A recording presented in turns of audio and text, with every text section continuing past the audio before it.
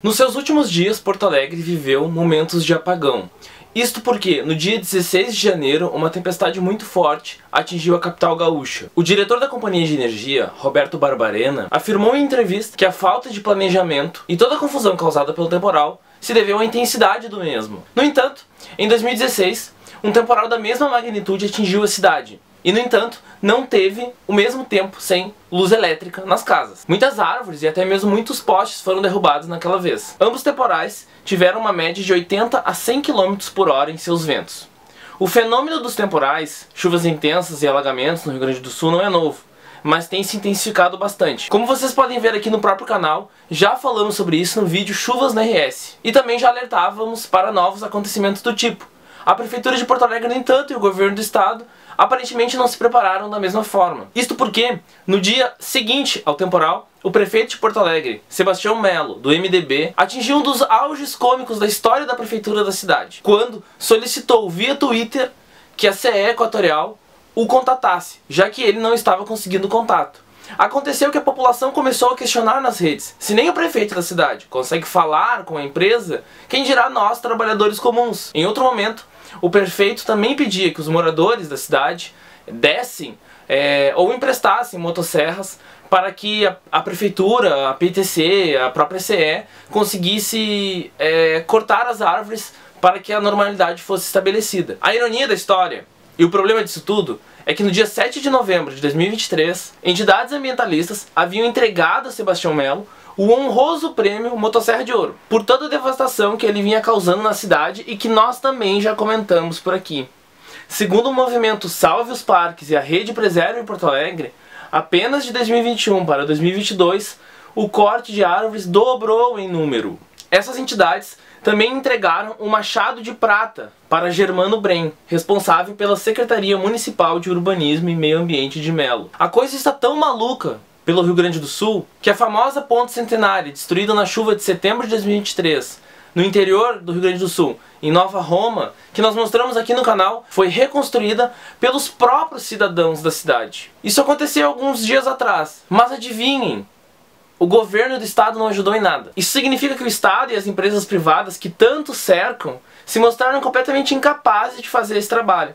A própria comunidade de Nova Roma e até Farroupilha é que tiveram que angariar recursos através de rifas comunitárias e festas da região, depois que o governo federal virou as costas às necessidades da população. Nesse sentido, a burocracia é uma das maiores fontes de indignação das pessoas. E, para ser bastante sincero, o serviço prestado pela CE estatal nunca foi dos melhores. Tanto é que um morador do bairro Nonoai, na zona sul de Porto Alegre, reclamou que há mais de 30 anos ele fez pelo menos 30 pedidos para que se cortasse uma árvore perto de sua casa. O morador considerava o eucalipto grande demais, ele tinha uma ferragem ali próximo à sua casa e ela caiu no dia da tempestade.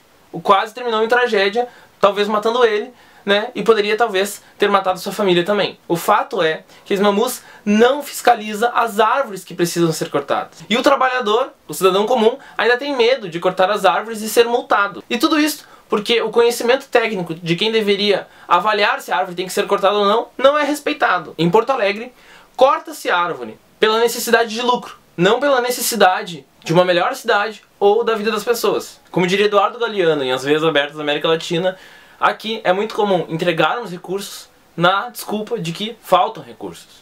Os recursos da CE foram privatizados através de um lance democrático, entre aspas, em março de 2021, e foi vendida no altíssimo valor de 100 mil reais. Nem bilhões, nem trilhões e nem dólares. 100 mil reais.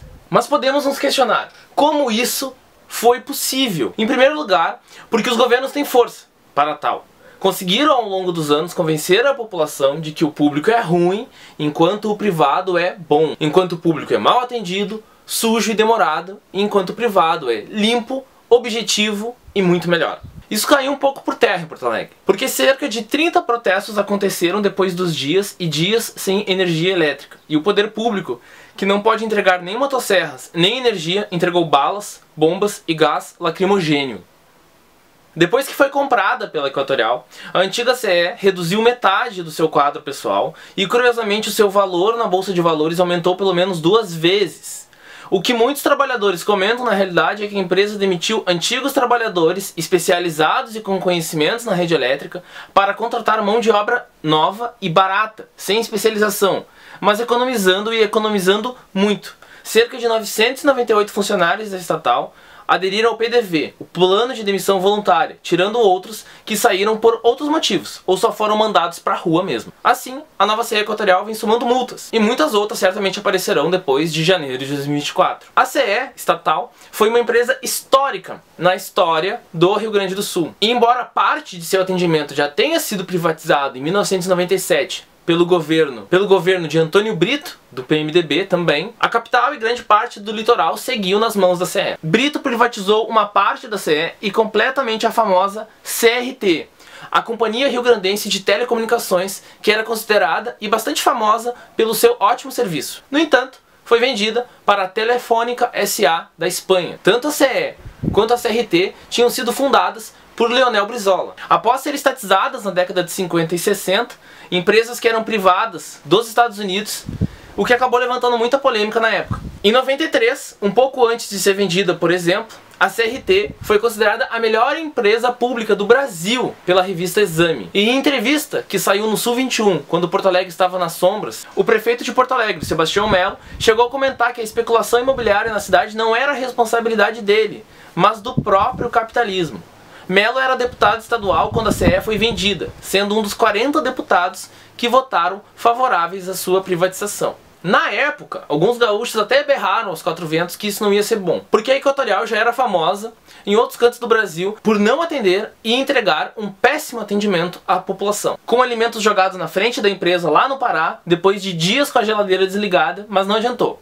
Nos dias de crise, a RBS, filial da Rede Globo Gaúcha, vem cedendo às críticas cada vez maiores da população, mas oculta todo o desmembramento e a venda e também a precarização que a empresa sofreu nos últimos anos com o aval da própria empresa RBS. A própria capa da Zero Hora, um dos maiores jornais da região, foi criticado por esconder os problemas e culpar completamente o fenômeno na natureza. Mas então podemos nos questionar: qual a solução para a CE? A reestatização da empresa? Muitos teóricos, deputados, políticos e a mídia no geral vêm dizendo que o que é estatal necessariamente é da esquerda, é dos socialistas. Ao exemplo, claro, do que o Leonel Brizola fez. E de fato, os serviços públicos, quando não sucateados e entregue à iniciativa privada, tendem a entregar um bom serviço. Mas para pegar dois exemplos, nem Marx, socialista, e nem Bakunin, anarquista, defendiam por si só a estatização. O anarquista, em seu Estatismo e Anarquia, de 1873, criticava os marxistas por querer a estatização do poder. E Marx, em seu Crítica ao Programa de Gotha, de 1875,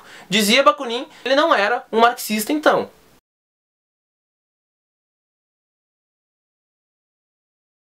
Ou seja, o interesse não é nem energia elétrica, é simplesmente o lucro. Há alguns anos atrás, dizia-se que a CE deveria ser vendida pela sua grande dívida com ICMS. E embora negue, ou oculte, a própria RBS já esteve envolvida na delação premiada de Antônio Palocci, que dizia que a empresa devia bilhões ou até mesmo trilhões por causa das mesmas dívidas. Ou seja, impostos a pagar não é necessariamente um problema das empresas públicas. E se elas fossem tão irrentáveis, vamos dizer assim, as empresas privadas não teriam por que comprá-la. Não podemos acreditar no conto da carochinha de que as empresas privadas querem comprar as públicas simplesmente porque estão preocupados com o atendimento à população. O próprio lance dos impostos, como o ICMS, já era entendido anteriormente por aqueles que criticavam a privatização da CE. Há um texto de um blog chamado Consciência Proletária que dizia: uma vez que a CE for privatizada, basta a Equatorial aumentar os custos das tarifas de energia elétrica para o povo com a desculpa de que tem que pagar ICMS e outros encargos.